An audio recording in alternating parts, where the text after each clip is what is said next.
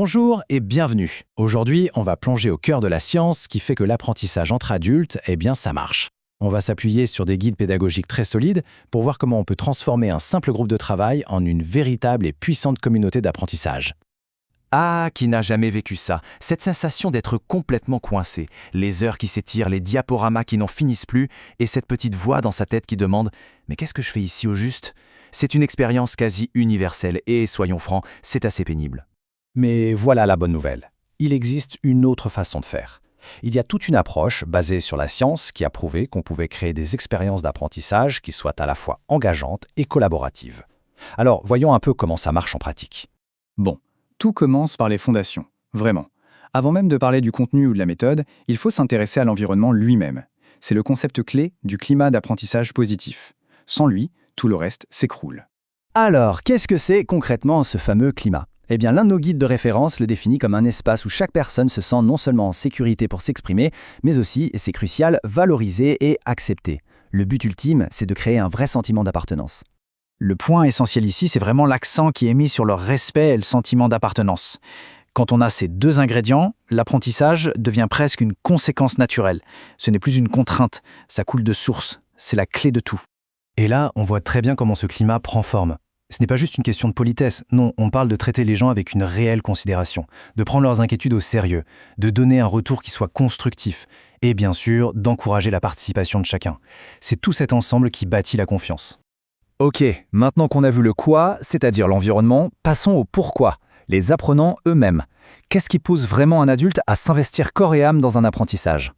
Le premier mot, le plus important de tous, c'est celui-là, la pertinence. Pour un adulte, le temps est une ressource précieuse. La question de fond, c'est toujours « qu'est-ce que ça va m'apporter concrètement à moi ?» Si la réponse n'est pas évidente, l'attention s'envole. C'est aussi simple que ça. Donc, pour que ça marche, il faut que l'apprentissage ait un impact direct, visible, que ce soit pour acquérir une nouvelle compétence qui servira demain, pour trouver la solution à un problème qui traîne depuis des semaines, ou même juste par pure curiosité, le lien doit être hyper clair. Le deuxième pilier, qui est tout aussi fondamental, c'est la participation. Les adultes, ce ne sont pas des coquilles vides à remplir. Ils arrivent avec des années d'expérience, des connaissances, des points de vue. Les ignorer, c'est tout simplement passer à côté de la ressource la plus riche présente dans la pièce.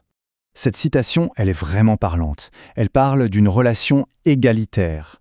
C'est fini l'époque du formateur omniscient qui déverse son savoir. L'apprentissage moderne, c'est un échange. C'est un dialogue qui se base sur le respect mutuel des expertises de tout le monde. Le contraste est saisissant, non? On passe d'un modèle où l'on subit passivement l'information à un modèle où l'on co-construit le savoir. Au lieu d'écouter en silence, on partage son expérience. Au lieu de la théorie pure et dure, on se plonge dans des cas pratiques, des simulations. C'est une vraie révolution dans l'approche.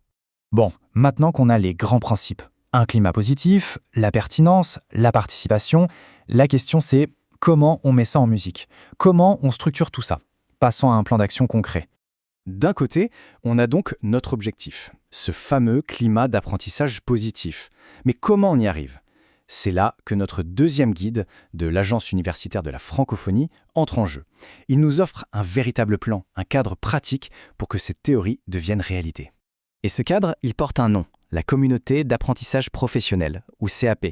C'est un modèle qui a été pensé spécifiquement pour structurer la collaboration et le développement des compétences au sein d'un groupe de pros.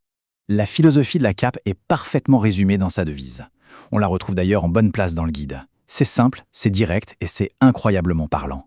L'idée de fond, c'est que la progression professionnelle la plus efficace, elle ne vient pas d'une formation qu'on suit seul dans son coin. Non, elle vient de l'échange, du soutien, de la résolution de problèmes en équipe. Bref, c'est en collaborant qu'on devient meilleur. Alors, on pourrait se dire « Ok, c'est intéressant, mais en quoi ça nous concerne si on n'est pas formateur ou enseignant ?» Eh bien, en fait, c'est beaucoup plus large que ça. En réalité, ces principes s'appliquent à absolument n'importe qui travaillant en groupe.